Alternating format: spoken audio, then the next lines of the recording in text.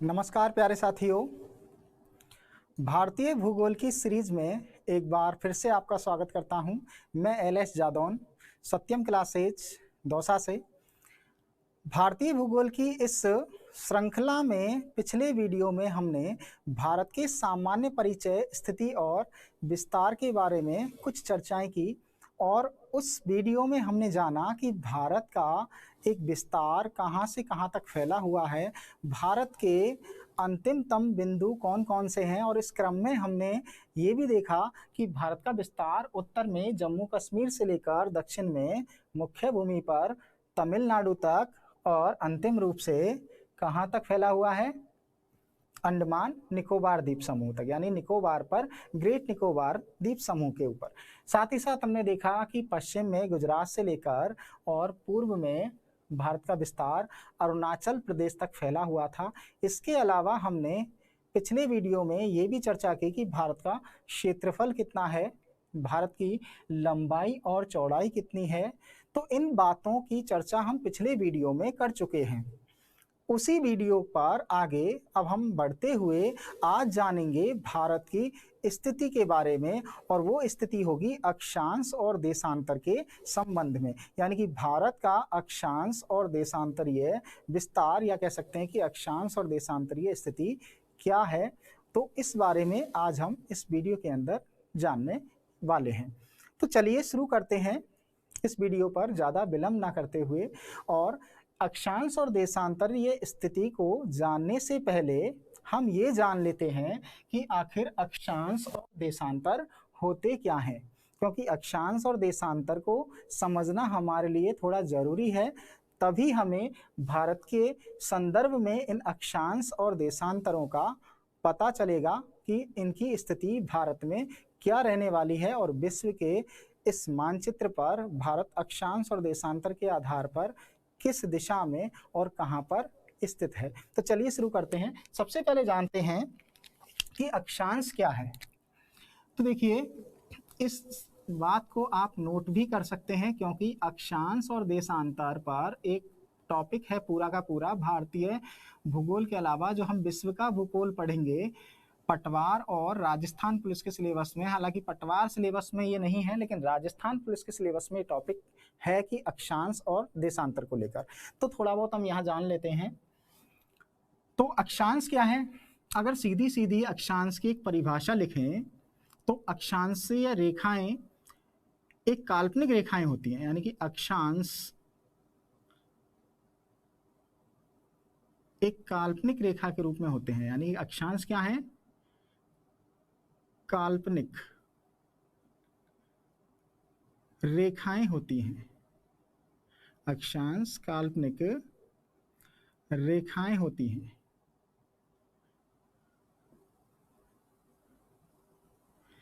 ठीक वैसे ही देशांतर भी काल्पनिक ही होते हैं, यानी कि अक्षांश और देशांतर एक तरह से काल्पनिक रेखाएं ही हैं, जो कि पृथ्वी पर वास्तविक रूप से होती नहीं है, लेकिन इनको हमने मान लिया है। तो अगर हम एक परिभाषा के रूप में देखें अक्षांश और देशांतर को, तो क्या होगा कि अक्षांश एक काल्पनिक रेखाएं होती हैं, और इनका काम क्या है? तो यह है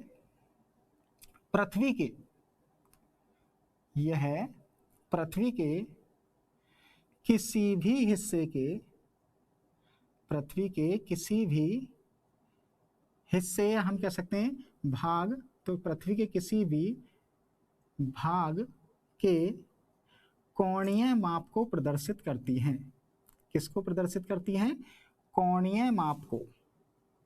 कोणीय माप को प्रदर्शित करती हैं। तो ये तो हो गई इनकी सीधी सीधी परिभाषा। लेकिन अब समझने वाली बात क्या है वो मैं आपको समझाता हूं।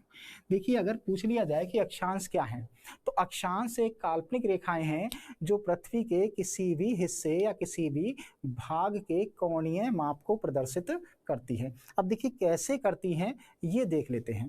तो पृथ्वी का जो एक मॉडल होता है, या पृथ्वी को हम जब प्रदर्शित करते हैं तो वो या तो किसी नक्शे पर करते हैं या फिर उसे ग्लोब पर प्रदर्शित किया जाता है। यानी कि पृथ्वी का मॉडल ग्लोब होता है और ग्लोब के द्वारा पृथ्वी के विभिन्न हिस्सों को प्रदर्शित किया जाता है। तो पृथ्वी का मॉडल क्या हो गया? ग्लोब। और ग्लोब पर पृथ्वी को कैसा दिखाया गया है? गोल दिखाया गया है। अब ये गोल ना होकर पृथ्वी लब्धाकार होती है। लब्धाकार का मतलब समझ रहे हैं? लब्धाकार का मतलब होता है जो दोनों सिरों पर चपटी हो और मध्य भाग से थोड़ी सी उभरी हुई हो, तो ऐसी आकृति को हम कहते हैं जियोड आकृति या लब्धाकार आकृति।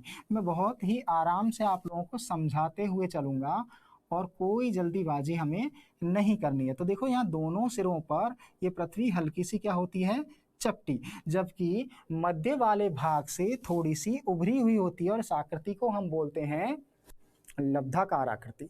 अब इस पृथ्वी पर दोनों ही हिस्सों में, यानी कि ऊपर ये वाला और ये नीचे ये वाला, ये जो दोनों ही हिस्से हैं ये पृथ्वी की धुरी होते हैं। धुरी का मतलब समझ रहे हैं? जैसे आप एक सेब देखते हैं तो सेब के ऊपर और सेब के नीचे वाला हिस्सा थोड़ा सा दबा हुआ होता है। दबा हुआ का मतलब थोड़ा पिचका हुआ। तो ठीक वैसे ही पृथ्वी भी दोनों सिरों पर क्या है? चपटी है। और सेब के ऊपर और नीचे के दोनों हिस्सों को हम कह सकते हैं उस सेब की धुरी। तो ठीक वैसे ही पृथ्वी पर दो धुरियां होती हैं। एक धुरी बिल्कुल ऊपरी सिरे पर होती है और एक धुरी कहाँ होती है? बिल्कुल नीचे वाले सिरे पर होती है। तो इन दोनों धुरियों को दो ध्रुवों के नाम से जाना जाता है। जैसे कि ऊपर वाला जो उत्तर में ये जो धुरी है इसको हम कहते हैं उत्तरी ध्रुव। इस धुरी को क्या कहा जाता है? उत्तरी ध्रुव। और पृथ्वी के जो दक्षिण वाले हिस्से पर जो धुरी है इसको कहा जाता है दक्षिणी ध्रुव। तो ये समझ में आया कि पृथ्वी पर कितनी धुरियां होती हैं? दो। एक तो उत्तरी ध्रुव और एक दक्षिणी ध्रुव। ये दोनों पृथ्वी की दो धुरियां हैं। अब इस पृथ्वी को एक काल्पनिक रेखा के द्वारा मध्य भाग से विभाजित कर दिया गया है और ये काल्पनिक रेखा बिल्कुल पृथ्वी के ठीक बीचों बीच खींची गई है, ठीक बिल्कुल मध्य में खींची गई है इस प्रकार से। अब ये सामने से नजर आने पर तो ऐसा लग रहा है कि एक रेखा है, लेकिन पृथ्वी गोल है तो वास्तव में ये एक रेखा नहीं है। ये रेखा ना होकर के पृथ्वी के चारों ओर लिपटी हुई एक परिधि है, या कह सकते हैं एक रिंग या एक छल्ला है जो पृथ्वी के चारों ओर लिपटा हुआ है। गोल है ये बिल्कुल रिंग के रूप में। अब इसके द्वारा पृथ्वी दो बराबर हिस्सों में बढ़ जाती है। तो इसको मध्य भाग में स्थित होने के कारण इसे कहा जाता है भूमध्य रेखा। इस रेखा को क्या नाम दिया गया है? भूमध्य रेखा। और इसे 0 डिग्री अंकित मान इसका किया गया है। इसका मान कितना अंकित किया है? 0 डिग्री। तो ये 0 डिग्री मान अंकित करने के साथ ही इस रेखा को नाम दिया है भूमध्य रेखा। इसी को हम विषुवत रेखा भी कहते हैं। इसी रेखा को किस नाम से जाना जाता है? विषुवत रेखा, या रेखा कह लो या व्रत कह लो, बात एक ही है। भूमध्य व्रत या भूमध्य रेखा कहलाती है, और या फिर इसको विषुवत रेखा या विषुवत व्रत भी कह सकते हैं क्योंकि ये व्रत के रूप में है। अब इसके द्वारा पृथ्वी दो गोलों में या दो गोलार्धों में विभक्त हो जाती है। एक जो उत्तर, इस रेखा के उत्तर वाला गोलार्ध है, और एक इस रेखा के दक्षिण वाला गोलार्ध है। तो कुल मिलाकर इस रेखा के द्वारा पृथ्वी कितने गोलार्धों में विभक्त हो गई? दो गोलार्धों में। देखिए उत्तर वाला जो गोलार्ध है इसको तो कहते हैं उत्तरी गोलार्ध, उत्तरी गोलार्ध। और जो इसके दक्षिण वाला गोलार्ध है इसको कहते हैं दक्षिणी गोलार्ध। तो पृथ्वी को दो गोलार्धों में विभाजित करने वाली काल्पनिक रेखा कौन सी है? वो है भूमध्य रेखा।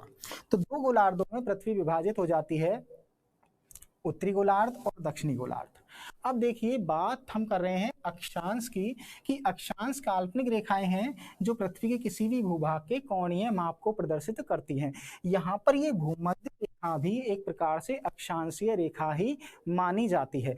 अब पृथ्वी के बिल्कुल ठीक मध्य भाग से, या हम कह सकते हैं कि बिल्कुल केंद्र में, पृथ्वी के बिल्कुल केंद्र में उसको आधार मानकर, केंद्र को आधार मानकर पृथ्वी के अलग अलग हिस्सों के कोणीय माप को निकाला जाता है, पृथ्वी के अलग अलग हिस्सों के कोणीय माप को निर्धारित किया जाता है और वो विभिन्न प्रकार के कोणों से निर्धारित करते हैं जो एक एक डिग्री के अंतराल पर होते हैं। अब क्योंकि यहाँ पर बहुत सारे कोण तो हम नहीं बना सकते एक एक डिग्री पर, लेकिन मोटा मोटा मैं समझाने का प्रयास आप लोगों को करता हूँ। जैसे कि पृथ्वी के केंद्र को आधार मानकर, अब केंद्र से मतलब है कि जैसे आप सेब देखते हैं और सेब का बीज कहाँ होता है, उसके ठीक अंदर, उसके बिल्कुल बीचों बीच, तो वो सेब का केंद्र है। समझ गए होंगे कि सेब का बीज कहाँ होता है, वो उसके केंद्र में होता है। तो ठीक पृथ्वी पर भी केंद्र उसके कहाँ होगा, बिल्कुल मध्य भाग में, सेंटर में। तो वहां से विभिन्न प्रकार के कोण खींचे जाते हैं पृथ्वी के विभिन्न हिस्सों को दिखाने के लिए। जैसे कि मैंने यहाँ पर एक कोण खींच दिया और इस कोण को खींचने के बाद हमने देखा कि ये कोण बना लगभग 30 डिग्री का। कितने डिग्री का बन गया, 30 डिग्री का, या फिर 15 डिग्री का भी बना सकते हैं। हम यहाँ पर 30 डिग्री का एक कोण बना रहे हैं, ये लगभग 30 डिग्री का एक कोण मैंने यहाँ पर बना दिया। तो यानी कहने का मतलब ये है कि जहां ये कोण बन रहा है 30 डिग्री पर, तो वो पृथ्वी का 30 डिग्री का हिस्सा हो गया। अब इस हिस्से को एक सीधी समानांतर रेखा के द्वारा जोड़ दिया जाता है या खींच दिया जाता है, या एक छल्ले के रूप में एक रेखा उसके समानांतर उस कोण के खींच दी जाती है। जैसे कि मैंने यहाँ पर ये खींच दी, जो कितने डिग्री के कोण पर है ये रेखा, तो हम कह सकते हैं ये रेखा है 30 डिग्री के कोण पर। तो इस रेखा वाला जो हिस्सा है, जहां से ये रेखा होकर गुजर रही है, वो हिस्सा पृथ्वी के कितने डिग्री के कोण पर होगा, तो वो पृथ्वी के 30 डिग्री वाले कोण पर होगा। तो इसी रेखा को हम 30 डिग्री की अक्षांश रेखा कहेंगे। बात समझ आ रही है? यानी कि अक्षांश रेखा पृथ्वी के किसी भी हिस्से के कोणीय माप को दिखाती है। तो यहाँ ये कितने डिग्री के कोणीय माप को दिखा रही है, 30 डिग्री के कोणीय माप को दिखा रही है। तो इस रेखा को हम क्या कहेंगे, अक्षांश रेखा कहेंगे, जो भूमध्य रेखा के ही क्या होती है, समानांतर होती है और पृथ्वी पर क्षैतिज रूप से चारों ओर एक परिधि के रूप में लिपटी हुई होती है। और जैसे एक बार और समझ लेते हैं, जैसे कि हमने यहाँ इस केंद्र से एक और रेखा बना ली, जैसे कि ये बना ली, और ये कितने डिग्री का कोण बना, ये लगभग मान के चलो 60 डिग्री का बन गया।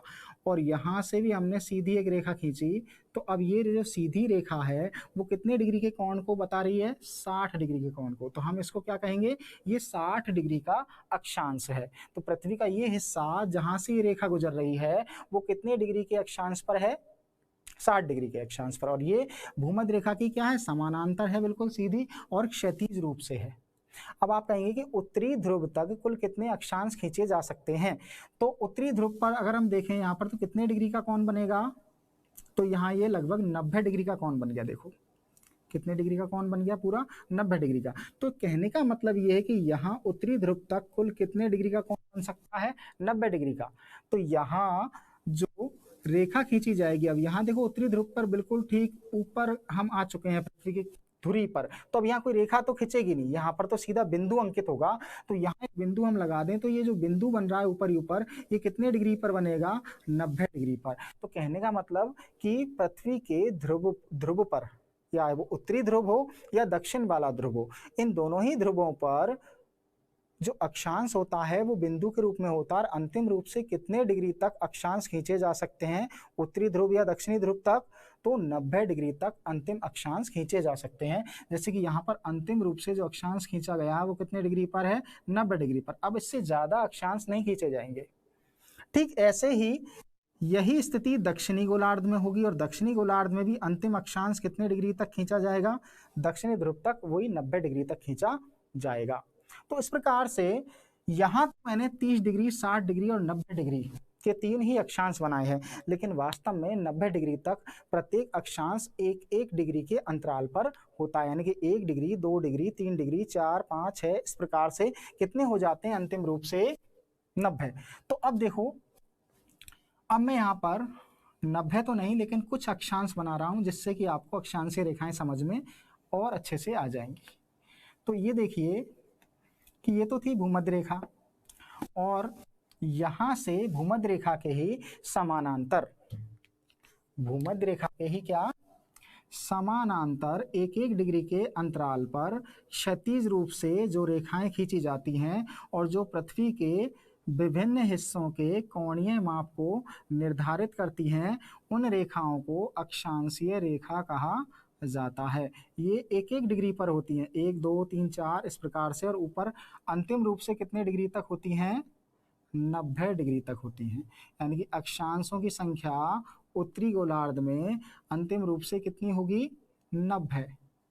देखिए यहाँ पर मैंने ये कुछ अक्षांश और बना दिए हैं, और अंतिम अक्षांश कितने डिग्री पर होगा, 90 डिग्री पर, और किसके रूप में होगा, एक बिंदु के रूप में होगा। कहने का मतलब एक एक डिग्री पर 0 से 1 2 3 4 5 6 7 8 इस तरह से अंतिम रूप से कितने अक्षांश होंगे, 90 अक्षांश होंगे उत्तरी गोलार्ध में। ठीक वैसे ही दक्षिणी गोलार्ध में भी इनकी संख्या कितनी होगी, 90 होगी। दक्षिणी गोलार्ध में भी इन अक्षांशों की संख्या कुल कितनी हो जाएगी, 90। अब ये बात आप लोगों को समझ में आ गई होगी कि अक्षांश क्या है। देखो, अक्षांश पृथ्वी के विभिन्न हिस्सों के कोणीय माप को प्रदर्शित करने वाली काल्पनिक रेखाएं हैं, और ये भूमध्य रेखा के ही क्या होती हैं, समानांतर होती हैं और क्षैतिज रूप में होती हैं, और इनकी संख्या उत्तरी गोलार्ध में भी 90 होती है और दक्षिणी गोलार्ध में भी कितनी होती है, 90। और प्रत्येक अक्षांश एक एक डिग्री के अंतराल पर भूमध्य रेखा के ही समानांतर होता है। यहां तक बात समझ आई। अब दोनों ही गोलार्धों में ये जो अक्षांश हैं, इन अक्षांशों को दोनों ही गोलार्धों के आधार पर अलग अलग नाम दिए गए हैं। जैसे कि उत्तरी गोलार्ध में जो अक्षांश है 90 0 से ऊपर, उन अक्षांशों को तो क्या कहा जाता है, उत्तरी अक्षांश कहा जाता है। यानी कि उत्तर के जो अक्षांश हैं या भूमध्य रेखा के उत्तर में जितने भी अक्षांश हैं, या कह सकते हैं कि उत्तरी गोलार्ध में जितने भी अक्षांश हैं, उन अक्षांशों को क्या कहा जाता है, उत्तरी अक्षांश। और जो दक्षिणी गोलार्ध में या भूमध्य रेखा के दक्षिण में जो अक्षांश हैं, उन अक्षांशों को क्या कहा जाता है, दक्षिणी अक्षांश। तो ये बात भी आप लोग याद रखिएगा कि उत्तरी गोलार्ध के अक्षांशों को या भूमध्य रेखा के उत्तर वाले अक्षांशों को उत्तरी अक्षांश और भूमध्य रेखा के दक्षिण वाले अक्षांशों को दक्षिणी अक्षांश कहा जाता है। अब टोटल मिलाकर के इन अक्षांशों की संख्या कितनी होती है, थोड़ा सा ये भी देख लेते हैं। तो पृथ्वी पर कुल कितने अक्षांश होते हैं, जैसा कि अभी मैंने आपको काउंट करके बताए, पृथ्वी पर कुल अक्षांश तो कितने होंगे कुल अक्षांश, देखो 90 तो होते हैं उत्तरी गोलार्ध में और 90 ही कहाँ होते हैं, दक्षिणी गोलार्ध में। तो टोटल मिलाकर 90 प्लस 90 180 हो गए। और एक भूमध्य रेखा जो 0 डिग्री पर है, उसको भी एक अक्षांशीय रेखा ही माना गया है। तो इसलिए अगर भूमध्य रेखा को भी इसमें काउंट कर लें, प्लस एक भूमध्य रेखा को भी काउंट कर लें, तो पृथ्वी पर टोटल अक्षांशों की संख्या कितनी हो जाती है मित्रों, 181 हो जाती है। तो पृथ्वी पर कुल 181 अक्षांश होते हैं। 90 तो होते हैं उत्तरी गोलार्ध में और 90 ही कहाँ होते हैं, दक्षिणी गोलार्ध में। यहां तक बात समझ में आई। और एक भूमध्य रेखा को भी ऐड कर लें तो कुल अक्षांशों की संख्या कितनी हो जाती है, 181। अब कुछ विद्यार्थियों के मन में ये सवाल उठ रहा होगा कि सर 181 अक्षांश होते हैं, लेकिन अक्षांशीय रेखाएं कितनी होती हैं, अक्षांशीय वृत्त कितने होते हैं। तो ये भी कई बार विद्यार्थियों के मन में सवाल उठते रहते हैं इस प्रकार के। हालांकि वास्तविक रूप से अक्षांशों की संख्या 181 है, लेकिन अगर रेखा के रूप में बात करें तो फिर रेखा के रूप में अक्षांश 181 नहीं होते, क्योंकि मैंने पहले ही बताया कि दोनों ध्रुवों पर, यानी कि उत्तरी ध्रुव पर और दक्षिणी ध्रुव पर जो अक्षांश हैं वो रेखा के रूप में ना होकर के और किसके रूप में है, बिंदुओं के रूप में है, डॉट के रूप में है। तो अगर उनको रेखा में काउंट ना करें तो फिर इन दो को माइनस कर देंगे, तो अक्षांश रेखाओं के रूप में, मैं यहाँ पर टोटल अक्षांश की बात नहीं कर रहा हूं, मैं कह रहा हूं कि अक्षांशीय रेखाएं कितनी होती हैं। तो रेखाएं कितनी होती हैं अगर ये पूछ लिया जाए तो फिर हम 2 माइनस कर देंगे, तो वो कितनी हो जाएंगी, 170 यानी कि अक्षांश की रेखाएं 179 होंगी, क्योंकि उत्तरी ध्रुव पर और दक्षिणी ध्रुव पर जो अक्षांश होते हैं वो रेखाओं के रूप में ना होकर और किसके रूप में होते हैं, बिंदु के रूप में होते हैं। तो रेखाओं की बात करें तो कितने होंगे अक्षांश, 179। और वैसे टोटल अक्षांशों की अगर बात करें तो टोटल अक्षांश कितने होंगे, तो वो होंगे 181। यहां तक समझ आई बात, आगे चलें। चलिए अब देखो, अक्षांश जो होते हैं वो एक दूसरे के समानांतर होते हैं और क्षैतिज रूप से होते हैं, और प्रत्येक अक्षांश के मध्य समान ही दूरी होती है। यानी कि ऐसा नहीं है कि कोई एक अक्षांश दूसरे अक्षांश से अलग अलग दूरी पर हो, दोनों ही अक्षांशों के मध्य में जो दूरी होती है वो कैसी होती है, एकदम बिल्कुल समान होती है। तो अब यहाँ प्रश्न ये भी पूछ लिया जाए कि दो अक्षांशों के मध्य कितनी दूरी होती है। तो देखिए, दो अक्षांशों के मध्य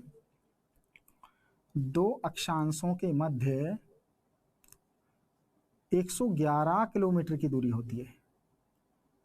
कितनी होती है, 111 किलोमीटर। दो अक्षांशों के मध्य 111 किलोमीटर की दूरी होती है। दो अक्षांशों के मध्य दूरी कितनी होती है, 111 किलोमीटर की दूरी होती है। और इस दूरी को क्या कहते हैं, इस दूरी को कहा जाता है कटिबंध। दो अक्षांशों के मध्य की जो दूरी है वो दूरी क्या कहलाती है, कटिबंध कहलाती है। ये भी बात याद रखना, दो अक्षांशों के मध्य की दूरी कटिबंध कहलाती है। दो अक्षांशों के मध्य दूरी कितनी होती है, 111 किलोमीटर, और इस दूरी को हम क्या कहते हैं, कटिबंध कहते हैं। पृथ्वी पर टोटल अक्षांशों की संख्या कितनी होती है, 181। अक्षांशीय रेखाओं की संख्या कितनी होती है, तो 179, 179। पृथ्वी पर अक्षांशीय रेखाएं कौन सी रेखाएं हैं, तो ये काल्पनिक रेखाएं हैं जो भूमध्य रेखा के समानांतर या क्षैतिज रूप से होती हैं, और ये रेखाएं पृथ्वी के विभिन्न हिस्सों के कोणीय माप को प्रदर्शित करती हैं। जैसा कि मैंने आपको बताया किस प्रकार से पृथ्वी के अलग अलग हिस्सों के कोणीय माप को इनके द्वारा निर्धारित किया जाता है। अब बात आती है कि इनका महत्व क्या है, कैसे किसी स्थान के बारे में अक्षांश क्यों महत्वपूर्ण है। तो देखो, कोई भी भूभाग पृथ्वी का जिन दो अक्षांशों के मध्य में स्थित होता है, जैसे कि ये यहाँ पर कोई स्थान है और वो जिन दो अक्षांशों के मध्य में स्थित है, यानी कि ये ऊपर नीचे वाले दो अक्षांशों के मध्य में है, तो ये दोनों अक्षांश इस जगह के या इस स्थान के अक्षांशीय स्थिति को प्रदर्शित करेंगे। जैसे कि यहाँ पर ब्लू कलर की कुछ लाइनें मैंने भारत के इस नक्शे पर दिखा रखी हैं। तो कहने का मतलब ये है कि ये जो भारत का नक्शा आपको दिखाई दे रहा है, या भारत का जो ये प्रारूप फैला हुआ है, या भारत की जो ये भूमि है, इस भूमि पर अंतिम विस्तार भारत का कहाँ तक है, जम्मू कश्मीर तक, और दक्षिण में कहाँ तक है, कन्याकुमारी तक। तो इन दोनों ही बिंदुओं से कौन कौन से अक्षांशीय रेखाएं होकर गुजरती हैं, वही भारत की अक्षांशीय स्थिति होगी। यानी कि भारत किन अक्षांशों के मध्य में स्थित है, तो यही स्थिति भारत की अक्षांशीय स्थिति कहलाएगी। तो यहाँ तक बात समझ में आ गई होगी। अभी आगे हम और चर्चा करेंगे इस बारे में। इससे पहले हम एक बार देशांतरों के बारे में भी थोड़ा सा जान लेते हैं। तो चलिए, अक्षांश समझ में आ गए, एक बार इसका स्क्रीनशॉट ले लीजिए अगर चाहें तो।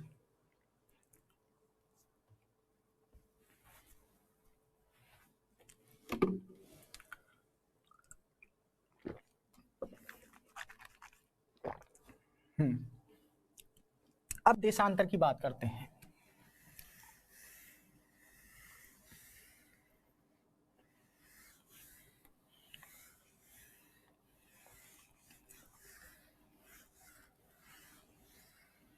अब देखिए, देशांतर क्या है, तो नेक्स्ट पॉइंट डाल दीजिए, देशांतर।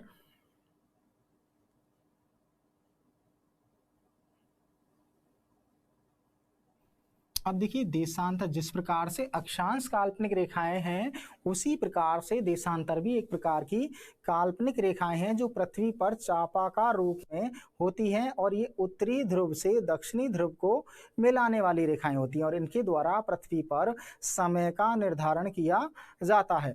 जैसे कि अक्षांश जो हमने देखे, ठीक उसी प्रकार से जो देशांतर होते हैं वो चापाकार रेखाओं के रूप में होते हैं, जबकि अक्षांश तो कैसी रेखाओं के रूप में थे? क्षैतिज, यानी समानांतर और क्षैतिज थे। क्षैतिज का मतलब जो भूमध्य रेखा के बिल्कुल समानांतर अपनी स्थिति में उत्तरी ध्रुव तक विस्तारित थे या दक्षिणी ध्रुव तक विस्तारित थे। अब देखिए यहाँ पर देशांतर क्या है, तो देशांतरों को समझने के लिए वापस से हम एक बार फिर से इस पृथ्वी के प्रारूप पर आ जाते हैं, जो कि ग्लोब है। इसके दोनों सिरे मैंने बताया कैसे हैं, थोड़े से चपटे। इधर उत्तरी ध्रुव भी कैसा है, थोड़ा सा चपटा। और ये था हमारा उत्तरी ध्रुव, ये उत्तरी ध्रुव था, और ये था दक्षिणी ध्रुव। दोनों ध्रुव हैं, उत्तरी ध्रुव और ये है दक्षिणी ध्रुव। अब देखिए देशांतर क्या है, दक्षिणी ध्रुव। अब इन दोनों ही ध्रुवों से, यानी कि उत्तरी ध्रुव और दक्षिणी ध्रुव से, उत्तरी ध्रुव और दक्षिणी ध्रुव को मिलाने वाली जो चापाकार रेखाएं होती हैं वो देशांतरीय रेखाएं होती हैं, और ये पृथ्वी के समय को निर्धारित करती है। कैसे करती हैं? क्योंकि पृथ्वी गोल तो है ही, साथ ही साथ पृथ्वी की कुछ गतियां हैं, जो कि हम पृथ्वी की गतियों से संबंधित टॉपिक पर विस्तार से चर्चा करेंगे। अब पृथ्वी की गतियां क्या हैं कि पृथ्वी अपनी धुरी पर भी घूमती है और सूर्य के चारों ओर भी चक्कर लगाती है। पृथ्वी सूर्य के चारों ओर चक्कर लगाने में तो पूरे वर्ष भर का समय लेती है, 365 दिन का, लेकिन अपनी धुरी पर पृथ्वी घूमने में 24 घंटे का समय लेती है। यानी कि पृथ्वी अपनी धुरी पर 24 घंटे में अपना पूरा एक चक्कर काट लेती है, और इसी से दिन और रात बनते हैं। तो पृथ्वी जब 24 घंटे में अपना पूरा एक चक्कर काटती है या घूमती है, तो जिस स्थान से वो घूमना प्रारंभ करती है, वापस उसी स्थान पर जब वो आती है, तो पूरे एक घूर्णन में वो 365 डिग्री का एक पूरा का पूरा कोण बना देती है। यानी कि पृथ्वी जिस स्थान से घूमती हुई वापस 24 घंटे में उसी स्थान पर आएगी, अपनी धुरी पर घूमती हुई, तो पूरा एक चक्कर काटने में, अपना पूरा एक राउंड लगाने में पृथ्वी कितना समय ले लेती है? लगभग 24 घंटे का समय ले लेती है। और इस 24 घंटे में पृथ्वी कितने डिग्री पर घूम जाती है? 360 डिग्री पर। इसलिए पृथ्वी पर 360 डिग्री देशांतर खींचे गए हैं, जो पृथ्वी के 360 डिग्री घूमने को मिनटों में या समय में प्रदर्शित करते हैं। जैसे कि यहाँ पर देखिए कि ये जो पृथ्वी है और अपनी धुरी पर जब ये पूरा एक चक्कर काटती है, तो पूरे 360 डिग्री पर जब ये घूमती है, तो उस पर एक एक डिग्री के अंतराल पर चापाकार कुछ रेखाएं काल्पनिक रूप से खींची गई हैं। जैसे कि सबसे मध्य में उत्तरी ध्रुव से दक्षिणी ध्रुव के मध्य एक काल्पनिक रेखा खींची गई है, और इसे मान दिया गया है 0 डिग्री। जैसे कि हमने भूमध्य रेखा को मान दिया था, जैसे कि हमने भूमध्य रेखा खींची थी इधर से 0 डिग्री से 0 डिग्री वाली, और उसी प्रकार से हमने एकदम खड़ी हुई रेखा के रूप में, जो कि पृथ्वी पर चापाकार रूप से है, 0 डिग्री मान अंकित करके एक रेखा उत्तरी ध्रुव से दक्षिणी ध्रुव के लिए खींच दी। इस रेखा को ग्रीनविच रेखा नाम दिया गया। इस रेखा को क्या कहा जाता है? ग्रीनविच रेखा। ग्रीनविच रेखा। और ये जो ग्रीनविच रेखा है, ये मध्यांश रेखा भी कहलाती है, और ये प्रधान समय मानक रेखा भी कहलाती है, जिससे पूरे विश्व का समय निर्धारित होता है। जब हम समय मानक रेखा पर चर्चा करेंगे तब इस बारे में विस्तार से जानेंगे। अभी सिर्फ इतना जान लीजिए कि जो ग्रीनविच रेखा है वो पृथ्वी के ठीक बिल्कुल मध्य में 0 डिग्री वाली रेखा है, जो उत्तरी ध्रुव को किससे मिलाती है? दक्षिणी ध्रुव से। और इसी रेखा के द्वारा पृथ्वी पर 2 गोलार्ध बन जाते हैं। जैसे भूमध्य रेखा ने 2 गोलार्धों का निर्माण किया, उसी प्रकार से ग्रीनविच रेखा भी पृथ्वी पर कितने गोलार्ध बना देती है? 2 गोलार्ध। एक ये इधर वाला और एक ये इधर वाला। इस तरफ के गोलार्ध को तो हम कहते हैं पूर्वी गोलार्ध। पूर्वी गोलार्ध। और पृथ्वी के इस तरफ वाले गोलार्ध को कहा जाता है पश्चिमी गोलार्ध। तो अब देखिए कितने गोले बन गए पृथ्वी पर? 4। कौन कौन से? एक तो उत्तरी गोलार्ध, एक दक्षिणी गोलार्ध, एक पूर्वी गोलार्ध और एक पश्चिमी गोलार्ध। पूर्वी पश्चिमी गोलार्धों को विभाजित करने वाली रेखा कौन सी है? ग्रीनविच। और उत्तरी और दक्षिणी गोलार्धों को विभाजित करने वाली रेखा कौन सी है? तो भूमध्य रेखा है। अब इसी 0 डिग्री ग्रीनविच रेखा को आधार मानकर चारों ओर पृथ्वी पर 1-1 डिग्री के अंतराल में चापाकार रेखाएं खींची गई हैं जो 1-1 डिग्री के कोण पर स्थित हैं। और ये ठीक उसी प्रकार से होती हैं जैसे एक तरबूज पर आप लोग इस प्रकार से कुछ निशान देखते होंगे जो अर्धवृत्त के रूप में होती हैं। ये पूरा चक्कर नहीं काट रही हैं, ये आधे आधे वृत्त पर, ये आधे आधे वृत्त हैं एक तरह से, या चापाकार रूप से, धनुषाकार आकृति कह सकते हैं, चापाकार आकृति कह सकते हैं, उस रूप में ये इस प्रकार से पृथ्वी पर चारों ओर 360 डिग्री होती है, यानी कि प्रत्येक जो है 1 डिग्री पर होती है। तो अब देखिए इन रेखाओं को या इन चापाकार रेखाओं को ही हम क्या कहते हैं? देशांतरीय रेखा कहते हैं, जो पृथ्वी के विभिन्न हिस्सों के समय को निर्धारित करती हैं। अब इन चापाकार रेखाओं की कुल संख्या पृथ्वी पर कितनी होती है? तो वो होती है 360, क्योंकि पूरी पृथ्वी 360 डिग्री पर ही तो घूमती है और प्रत्येक 1 डिग्री पर एक देशांतर अंकित किया गया है। तो पूरी पृथ्वी पर टोटल कितने देशांतर होते हैं? 360। अब इन 360 देशांतरों में 180 देशांतर तो होते हैं कहाँ पर? पूर्वी गोलार्ध में। और 180 ही देशांतर कहाँ पर होते हैं? पश्चिमी गोलार्ध में। यानी कि दोनों गोलार्धों में देशांतरों की संख्या 180 और 180 कुल 360 होती है। अब यहाँ पर ये भी जान लीजिए कि पूर्वी गोलार्ध के जो देशांतर हैं उनको तो क्या कहा जाता है? पूर्वी देशांतर, पूर्वी देशांतर। और पश्चिमी गोलार्ध के जो देशांतर हैं इनको कहा जाता है पश्चिमी देशांतर, पश्चिमी देशांतर। ठीक वैसे ही जैसे उत्तरी गोलार्ध के अक्षांशों को क्या कहा हमने? उत्तरी अक्षांश। और दक्षिणी जो है गोलार्ध के अक्षांशों को हमने क्या कहा? दक्षिणी अक्षांश। तो ठीक वैसे ही 180 जो इस ग्रीनविच रेखा के पूर्व में जो अक्षांश हैं उनको पश्चिम में, ग्रीनविच रेखा के पश्चिम में जो अक्षांश हैं उनको पश्चिमी अक्षांश, और इस ग्रीनविच रेखा के पूर्व में जो अक्षांश हैं उनको देशांतर कहा जाता है। एक बार फिर से कि ग्रीनविच रेखा के पश्चिम में जितने भी देशांतर हैं उनको कहते हैं पश्चिमी देशांतर, जिनकी संख्या कितनी है? 180। और ग्रीनविच रेखा के पूर्व में जितने भी देशांतर हैं उनको कहते हैं पूर्वी देशांतर, उनकी संख्या भी कितनी है?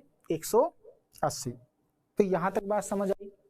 अब देखिए अगली बात कि दो देशांतरों के मध्य में दूरी समान होती है क्या? तो नहीं होती, क्योंकि दो देशांतरों के मध्य में दूरी ध्रुवों पर बिल्कुल घटकर 0 हो जाती है और जैसे जैसे देशांतर भूमध्य रेखा पर आते हैं वैसे वैसे इनकी दूरी बढ़ती जाती है। तो दो देशांतरों के मध्य भूमध्य रेखा पर सर्वाधिक दूरी होती है। प्रश्न पूछ लिया जाए दो देशांतरों के मध्य सर्वाधिक दूरी कहाँ होती है? तो भूमध्य रेखा पर सर्वाधिक दूरी होती है दो देशांतरों के मध्य। अब ये कितनी होती है? तो सर्वाधिक दूरी जो भूमध्य रेखा पर होती है दो देशांतरों के मध्य, दो देशांतरों के मध्य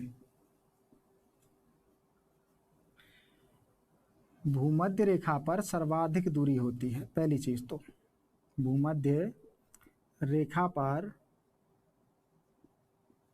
सर्वाधिक दूरी होती है, दो देशांतरों के मध्य भूमध्य रेखा पर सर्वाधिक दूरी होती है। अब कितनी होती है भूमध्य रेखा पर ये दूरी? तो ये होती है 100।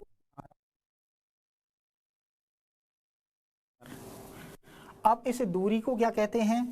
इस दूरी को कहते हैं गौरे, यानी कि दो अक्षांशों के बीच की दूरी तो कटिबंध कहलाती है, जबकि दो देशांतरों के मध्य की दूरी क्या कहलाती है?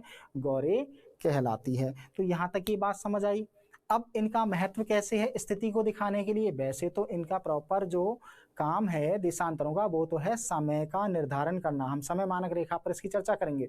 लेकिन यहाँ स्थिति को दिखाने में ये किस प्रकार भूमिका निभाते हैं? तो कोई भी क्षेत्र या कोई भी भूभाग जिन दो देशांतरों के मध्य में होता है वही उसका देशांतरीय स्थिति या उसकी देशांतरीय स्थिति कहलाती है। यानी कि कोई भी भूभाग जिन दो देशांतरों के बीच में है वो उसकी देशांतरीय स्थिति कहलाएगी और इससे पृथ्वी के उस हिस्से का आसानी से पता चल जाएगा।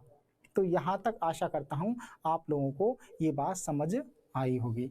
अब हम इन अक्षांश और देशांतरों के माध्यम से या इनकी सहायता से देखेंगे कि भारत की अक्षांश और देशांतरीय स्थिति क्या है। तो चलिए अब भारत की अक्षांश और देशांतरीय स्थिति पर चर्चा कर लेते हैं। अब देखें भारत की अक्षांशीय और देशांतरीय स्थिति। अब देखिए पॉइंट डाल लीजिए अब आपका, भारत की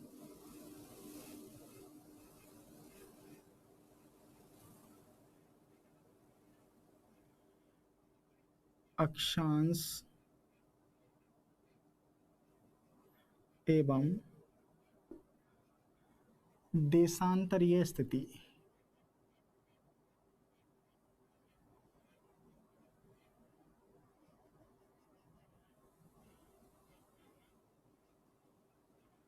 इस पॉइंट को अंकित कर लीजिए, नोट कर लीजिए। अब देखिए सबसे पहले भारत की अक्षांशीय स्थिति की बात कर रहे हैं। सबसे पहले हम किसकी बात कर रहे हैं?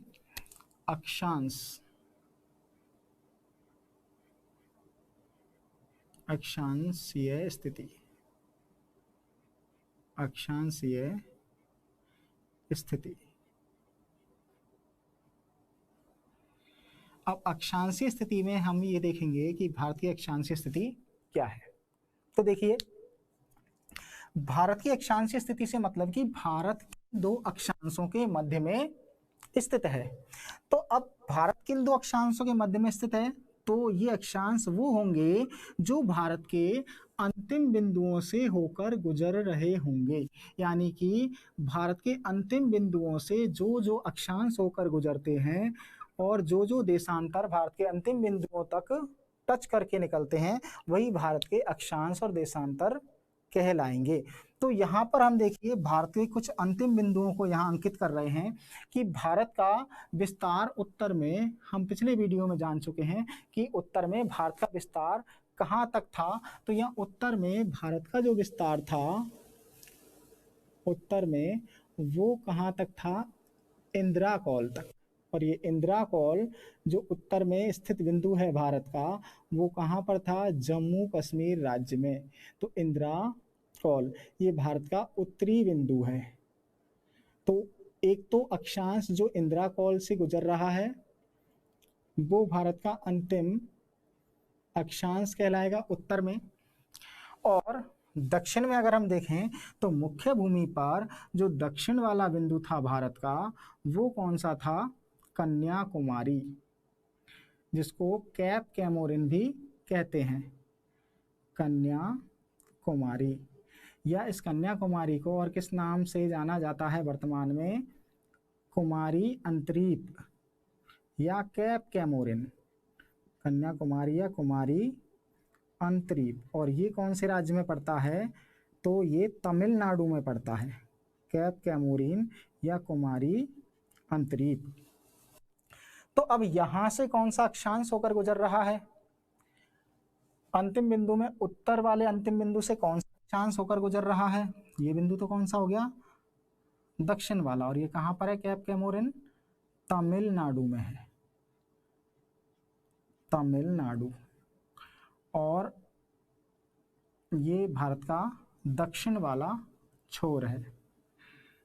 कौन सा हिस्सा हो जाएगा भारत का? ये दक्षिण वाला। लेकिन ये जो दक्षिण वाला हिस्सा है ये मुख्य भूमि पर है। कहां पर है? मुख्य भूमि पर। मुख्य भूमि पर भारत का अंतिम जो छोर है वो है कुमारी अंतरीप, या जिसको हम बोलते हैं कुमारी। लेकिन अंतिम रूप से भारत का जो बिल्कुल दक्षिण वाला छोर है वो यहाँ ग्रेट निकोबार पर है और इसको कहते हैं इंदिरा पॉइंट। इंदिरा पॉइंट पिछले वीडियो में विस्तार से इनकी चर्चा हम कर चुके हैं। इंदिरा पॉइंट जो कि अंतिम पॉइंट है भारत का और ये पड़ता है कहाँ पर, ग्रेट निकोबार। कौन से द्वीप पर है, ग्रेट निकोबार पर है। ये अंतिम भारत का दक्षिणी बिंदु है, इसको हम कह सकते हैं अंतिम दक्षिणी बिंदु। अंतिम दक्षिणी बिंदु, अंतिम दक्षिणी बिंदु। तो ये दो बिंदु दक्षिण में मैंने बताया आपको, एक तो मुख्य भूमि पर और एक अंतिम दक्षिणी बिंदु ग्रेट निकोबार पर इंदिरा पॉइंट। अब अगर इधर देखें हम तो भारत का जो अक्षांशीय विस्तार होगा या भारत की जो अक्षांशीय स्थिति होगी वो मुख्य भूमि पर तो कन्याकुमारी से लेकर और उत्तर में इंदिरा कौल तक होगी। यानी कि यहाँ से लेकर यहाँ तक जिन दो अक्षांशों के मध्य में भारत है वही भारत की अक्षांशीय स्थिति कहलाएगी। तो यहाँ कन्याकुमारी से होकर जो अक्षांश गुजरता है भारत का वो है 8 डिग्री 4 उत्तरी अक्षांश।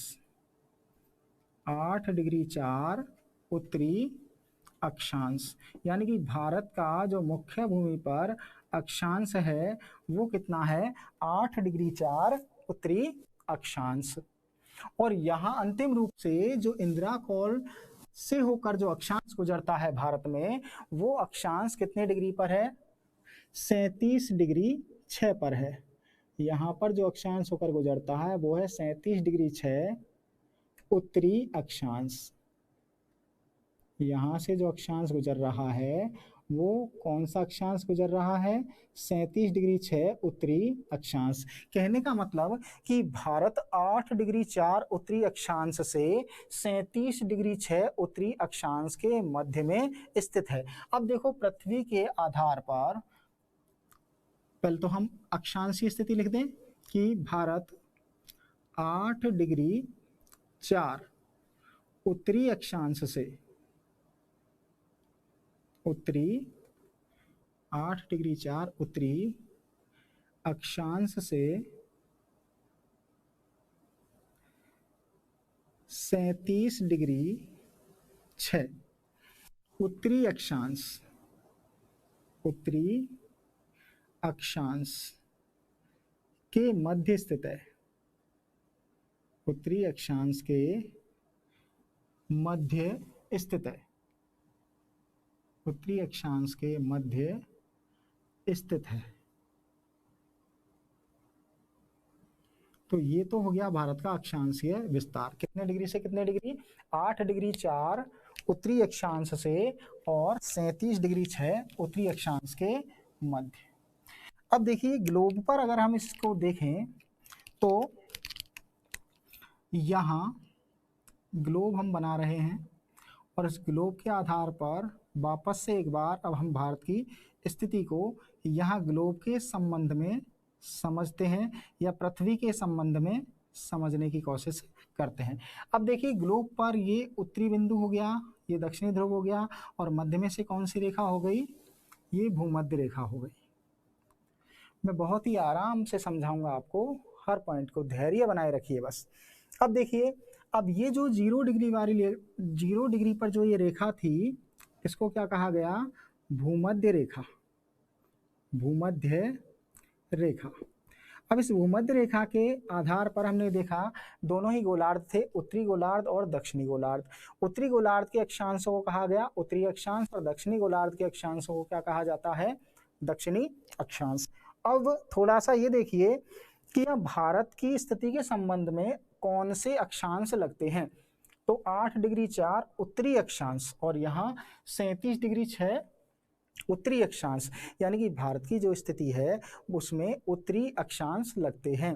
तो उत्तरी अक्षांश लगते हैं तो इसका मतलब क्या है कि भारत की जो स्थिति होगी वो उत्तरी गोलार्ध में होगी, क्योंकि उत्तरी अक्षांश उत्तरी गोलार्ध में है।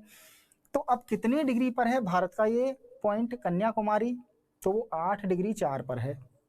और उत्तर वाला जो पॉइंट है वो कितने डिग्री पर है, 37 डिग्री पर। तो देखिए यहाँ पर अगर 0 डिग्री है तो यहाँ से ऊपर हम जाएंगे तो 1 2 3 4 5 6 करते करते यहाँ तक कितने होंगे, 90। लेकिन भारत का जो विस्तार है वो कितने डिग्री पर है, तो वो 8 डिग्री पर है लगभग। तो यहाँ से 1 2 3 4 करते करते हम कितने डिग्री तक पहुंचे, 8 डिग्री तक। तो भारत का जो तमिलनाडु वाला हिस्सा है, कन्याकुमारी का जो हिस्सा है, वो इस अक्षांश पर आप मान के चलिए जो कि ये यहाँ 8 डिग्री है। अब दूसरा अंतिम बिंदु जो भारत का है इंदिरा कॉल, वहां तक अगर हम देखें तो वो कितने डिग्री पर है, 37। तो 37 के लिए 8 से थोड़ा और ऊपर जाएंगे, तो 8 से 9 10 11 12 करते हुए हम कहाँ तक पहुंचेंगे, 37 तक। तो इसको हम 37 मान लेते हैं। तो ये हो गया 37 डिग्री वाला अक्षांश। अब भारत की स्थिति एक बार स्पष्ट हो गई है इस ग्लोब पर कि भारत 8 डिग्री और 37 डिग्री अक्षांशों के बिल्कुल कहाँ पर है, मध्य में है। अब ये कहीं पर भी हो सकता है। अब हम इस बारे में पता कैसे लगाएंगे कि ये कहाँ पर हो सकता है, तो उसका पता लगेगा किससे, देशांतरों से, यानी कि ये कोना और वो कोना वो कितने डिग्री के देशांतर पर है। उससे पहले एक बात और मैं आप लोगों को अब स्पष्ट कर देता हूं कि भारत के संबंध में, इसके अक्षांश के संबंध में परीक्षा में 2 प्रकार से प्रश्न पूछे जाते हैं, और ये दोनों प्रकार से प्रश्न पूछे जा चुके हैं विभिन्न एग्जाम्स में। और देखिए किस प्रकार से पूछे गए हैं। प्रश्न ये पूछा गया है कि सीधा सीधा भारत का अक्षांशीय विस्तार बताइए। तो सीधा सीधा जवाब होगा कि 8 डिग्री 4 उत्तरी अक्षांश से 37 डिग्री 6 उत्तरी अक्षांश तक। ठीक है। अगर पूछ ले कि भारत का अंतिम बिंदु से, यानी कि इंदिरा पॉइंट से अक्षांशीय विस्तार कितना होगा, अंतिम बिंदु लगाकर पूछ ले कि भारत का अक्षांशीय विस्तार अंतिम बिंदु से कितना होगा, तो फिर आपका आंसर होगा कि अंतिम बिंदु कितने डिग्री के अक्षांश पर है, तो वहां से फिर हम अंतिम बिंदु से भारत का अक्षांशीय विस्तार बताएंगे। तो एक बार यहाँ मैं अंतिम बिंदु का यानी कि इंदिरा पॉइंट का भी आपको अक्षांशीय विस्तार बता देता हूँ, या अक्षांशीय स्थिति बता देता हूँ। इंदिरा पॉइंट जो है वो 6 डिग्री 4 उत्तरी अक्षांश पर स्थित है, 6 डिग्री 4 उत्तरी अक्षांश। यानी कि अब यहाँ ध्यान देना, अगर प्रश्न में पूछा जाए कि भारत का अक्षांशीय विस्तार अंतिम बिंदु इंदिरा पॉइंट से होगा, तो फिर आप आंसर क्या दोगे, 6 डिग्री 4 उत्तरी अक्षांश से और 37 डिग्री 6 उत्तरी अक्षांश के मध्य। और यदि सीधा सीधा ये पे पूछ लिया जाए कि भारत का अक्षांशीय विस्तार होगा, अंतिम बिंदु की बात वो नहीं करे, तो फिर आप आंसर दोगे 8 डिग्री 4 उत्तरी अक्षांश से 37 डिग्री 6 उत्तरी अक्षांश। ये बात आपको समझ आ गई होगी। इसको भी यहाँ नोट कर लीजिए कि अंतिम बिंदु इंदिरा पॉइंट से, अंतिम बिंदु इंदिरा पॉइंट से, अंतिम बिंदु इंदिरा पॉइंट से भारत का विस्तार या भारत का या भारत की अक्षांशीय स्थिति,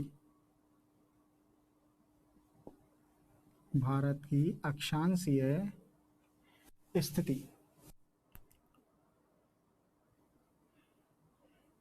कितने डिग्री से होगी, 6 डिग्री 4, 6 डिग्री 4 उत्तरी अक्षांश से, और किसके मध्य होगी, 37 डिग्री 6 उत्तरी अक्षांश के मध्य। ये दिमाग में याद रखना। अब देखिए देशांतर की हम बात कर रहे हैं, तो देशांतरीय स्थिति क्या है भारत की, यानी कि भारत किन 2 देशांतरों के मध्य में स्थित है। तो अब यहाँ पर भारत का जो अंतिम बिंदु है वो है गुजरात में, और गुजरात में जो भारत का अंतिम बिंदु है वो कौन सा है, गौर माता। और पिछले वीडियो में देख चुके हैं कि ये कहाँ पर है, ये गुजरात में कच्छ जिले में है। वर्तमान में इसका नाम गुरु मंधाता भी है। तो ये जो है गौर माता, ये भारत का अंतिम पश्चिम में विस्तार माना जाता है।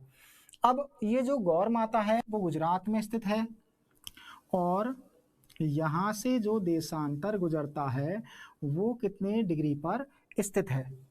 दूसरा, एक अंतिम बिंदु हमारा पूर्व की अगर हम बात करें, ये अंतिम बिंदु तो कहां पर हो गया, पश्चिम में।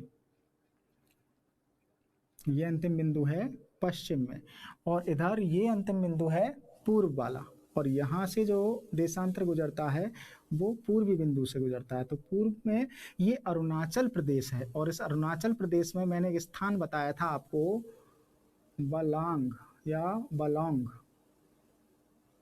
ये स्थान है बलोंग। अब ये जो बलोंग है वो पड़ता है अरुणाचल में। कहां पर पड़ता है, अरुणाचल, अरुणाचल। तो ये बलांग जो है वो अंतिम पूर्वी बिंदु है भारत का। कुछ बुक्स में, कुछ किताबों में किविथु भी दे रखा होता है। कौन सा, किविथु। कुछ बुक्स में आपको किविथु भी मिलेगा, तो कंफ्यूज नहीं होना दोस्तों। किविथु और वलांग दोनों ही एक ही स्थान पर हैं। एक किविथु जो है वो उत्तर में है और उसके जस्ट दक्षिण में है बलोंग, और दोनों की स्थिति सेम बिल्कुल बराबर है। तो इसलिए कुछ बुक्स में किविथु को अंतिम बिंदु के रूप में मान लिया गया और कुछ बुक्स में बलोंग को। हालांकि दोनों एक ही डिस्ट्रिक्ट में पड़ते हैं और ये दोनों कस्बे हैं अरुणाचल प्रदेश के, और ये जिस डिस्ट्रिक्ट में आते हैं वो डिस्ट्रिक्ट है अंजा डिस्ट्रिक्ट, और ये अंजा डिस्ट्रिक्ट कहाँ पर है, अरुणाचल प्रदेश में है। और इस अंजा डिस्ट्रिक्ट में ये दोनों ही कस्बे हैं, किविथु और वलोंग। तो कंफ्यूज नहीं होना है। अगर आंसर देना हो इसका, किसी बुक्स में जो है दे रखा है किविथु और किसी में दे रखा है बलोंग, अब एग्जाम में ऑप्शन में क्या रहेगा ये डिपेंड करता है उस प्रश्न के अंदर। ऑप्शन जो होंगे उसमें बलोंग और किविथु, एक इन दोनों में से कोई एक होगा, दोनों नहीं होंगे। तो दोनों में से कोई भी एक आप वहां पर सिलेक्ट कर सकते हैं, क्योंकि दोनों ही सही हैं। तो ये बात हो गई कि ये अंजा जिले में है दोनों स्थान, और ये बिल्कुल भारत के पूर्वी बिंदु के रूप में है जो कि अरुणाचल प्रदेश में है। तो यहाँ से कौन सा देशांतर गुजरता है, वो देशांतर, और पूर्वी पश्चिमी भाग यानी कि गौर माता से या गुजरात के अंतिम बिंदु से जो देशांतर गुजरता है वो भारत का देशांतरीय विस्तार होगा या देशांतरीय स्थिति होगी। तो देखिए यहाँ पर हम एक बार नोट कर लेते हैं, इसका जो देशांतर है भारत का वो अंतिम रूप से यहाँ कितने डिग्री पर है। तो ये जो रेखा यहाँ से गुजर रही है अंतिम बिंदु से देशांतर वाली, वो 68 डिग्री पर है। कितने डिग्री पर है, 68 डिग्री 7। और कौन से देशांतर पर है, पूर्वी देशांतर पर। 68 डिग्री 7 पूर्वी देशांतरीय रेखा यहाँ से होकर गुजरती है, जो कहाँ से होकर गुजर रही है, गौर माता से। 68 डिग्री 7 पूर्वी देशांतर। और यहाँ अरुणाचल के किविथु या वलोंग से जो रेखा गुजर रही है वो कितने डिग्री पर है, 97 डिग्री 25। और देशांतर कौन सा हो जाएगा, वही पूर्वी देशांतर, 97 डिग्री 25 पूर्वी देशांतर। तो 68 डिग्री 7 पूर्वी देशांतर से और 97 डिग्री 25 पूर्वी देशांतर, ये भारत का देशांतरीय विस्तार है जो कि पूर्व से लेकर पश्चिम तक फैला हुआ है, पश्चिम से पूर्व तक फैला हुआ है। अब देखिए यहाँ पर अक्षांशीय स्थिति के बाद अगर हम देखें देशांतरीय स्थिति को, तो देशांतरीय स्थिति में हम लिखेंगे भारत की देशांतरीय स्थिति क्या होगी, 68 डिग्री 7 पूर्वी देशांतर से और 97 डिग्री 25 पूर्वी देशांतर के मध्य। देशांतरीय स्थिति को भी नोट कर लीजिए, कितनी है देशांतरीय स्थिति, 68 डिग्री 7, कौन सा देशांतर, पूर्वी देशांतर। तो 68 डिग्री 7 पूर्वी देशांतर से और कितने डिग्री, 97 डिग्री 25 पूर्वी देशांतर के मध्य। पूर्वी देशांतर के मध्य स्थित है, मध्य स्थित है। तो ये भारत का देशांतरीय विस्तार या देशांतरीय स्थिति हो गई। अब इस ग्लोब पर अगर हम देखें तो सबसे मध्य से हम बनाएंगे ग्रीनविच रेखा, और ग्रीनविच रेखा से ये जो ग्लोब है वो दो भागों में विभाजित हो गया। एक तो हो गया पूर्वी गोलार्ध और एक हो गया पश्चिमी गोलार्ध। पूर्वी गोलार्ध के देशांतर 180 हैं जिन्हें कहा जाता है पूर्वी देशांतर, और पश्चिमी गोलार्ध के 180 देशांतरों को कहा जाता है पश्चिमी देशांतर। अब भारत में देखिए कौन सा देशांतर लग रहा है, पूर्वी देशांतर, और ये भी कौन सा है, पूर्वी, यानी कि दोनों सिरों पर लगने वाला देशांतर पूर्वी है। तो भारत की स्थिति ग्लोब पर कौन से गोलार्ध में होगी, तो देशांतरों के आधार पर भारत होगा पूर्वी गोलार्ध में। अब कहां पर होगा, तो ये पता लगेगा इन देशांतरों से। जैसे मान लीजिए ये यहाँ पर 0 डिग्री था, तो यहाँ 0 डिग्री से हम इधर की ओर आएंगे तो कितने डिग्री तक काउंट करना पड़ेगा हमें, 68। तो यहाँ से देखो 0 से 1 2 3 4 5 6 7 8 करते करते कितने डिग्री वाले देशांतर की हम बात करेंगे, यहाँ पर 68 डिग्री वाले देशांतर की बात करेंगे। तो ये मान लीजिए 68 डिग्री पर है। और आगे कहाँ तक फैला हुआ है भारत का विस्तार, तो 97 डिग्री तक। तो 68 से आगे हम और इधर जाएंगे तो 68 से आगे कितने डिग्री तक पहुंचेंगे, 97 तक, और इसको हम मान लेते हैं 97, यानी कि ये जो है वो यहाँ 97 डिग्री वाला है। तो अब भारत जो होगा वो 68 और 97 के मध्य में होगा, और अक्षांश के आधार पर 8 और 37 के मध्य में होगा। तो ऐसी स्थिति कहाँ पर बन रही है, तो वो ये यहाँ इस जगह पर बन रही है। यानी कि भारत जो होगा इस ग्लोब पर अक्षांश और देशांतर के आधार पर वो इस स्थान पर होगा पृथ्वी के अंतर्गत। तो अब यहाँ ये समझ में आया होगा कि अक्षांश और देशांतर के आधार पर पृथ्वी के किसी हिस्से पर हम किसी भी देश की स्थिति को कैसे देखते हैं। तो अब ये बताइए मुझे आप कि भारत पृथ्वी के किस हिस्से में स्थित है अक्षांश और देशांतर के आधार पर। तो देखिए ये तो हो गया दक्षिणी गोलार्ध, ये उत्तरी गोलार्ध, ये पूर्वी गोलार्ध और ये पश्चिमी गोलार्ध। तो इस हिसाब से भारत कौन से गोलार्ध में होगा, देखो अक्षांश के आधार पर तो उत्तरी गोलार्ध में होगा, लेकिन देशांतर के आधार पर कौन से गोलार्ध का है, पूर्वी गोलार्ध का। तो दोनों ही गोलार्धों में स्थित है, उत्तरी भी और पूर्वी भी। तो कह सकते हैं कि अक्षांश और देशांतर के आधार पर भारत उत्तरी पूर्वी गोलार्ध में या पृथ्वी के उत्तरी पूर्वी भाग में स्थित है।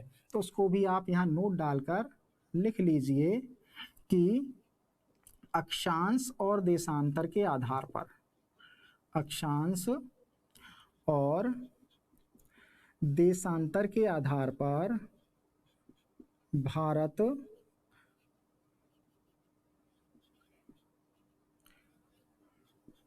अक्षांश और देशांतर के आधार पर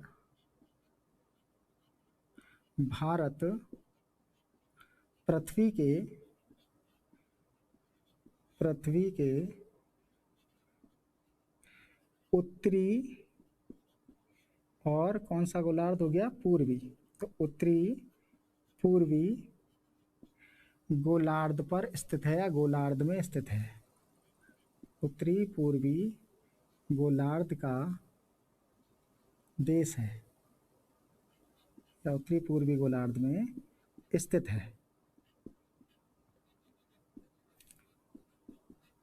तो ये बातें हो गई अक्षांश और देशांतर के आधार पर भारत की स्थिति की। तो आशा करता हूं यहां तक आप लोगों को समझ आया होगा, और इसी प्रकार से इस श्रृंखला पर अब हम आगे बात करेंगे भारत के सामान्य परिचय में हमारे देश के इस भूभाग से होकर गुजरने वाली दो महत्वपूर्ण रेखाओं की, जिसमें एक हम बात करेंगे कर्क रेखा की और दूसरे नंबर पर हम बात करेंगे समय मानक रेखा की। और वहां मैं आपको बताऊंगा इन देशांतरों के बारे में और अधिक जानकारी कि किस प्रकार से देशांतरों से समय की गणना की जाती है और किसी भी देश का, किसी भी स्थान का समय कैसे निर्धारित होता है देशांतरों के आधार पर। तो ये सब बातें हम जानेंगे अगले वीडियो में, जो कि जस्ट इसके बाद आप लोगों के सामने जल्द में लेकर आ रहा हूं। तब तक के लिए सुरक्षित रहिए घरों में और अपनी पढ़ाई को निरंतर बनाए रखिए, और साथ ही साथ आप लोग परीक्षाएं अभी नज़दीक हैं, तो ज़्यादा से ज़्यादा समय अपनी पढ़ाई को दीजिए।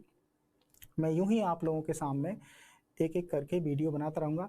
आज काफ़ी रात हो गई वीडियो बनाते हुए, लगभग रात के 2 बज रहे हैं और मैं निरंतर मेहनत कर रहा हूँ आप लोगों के लिए।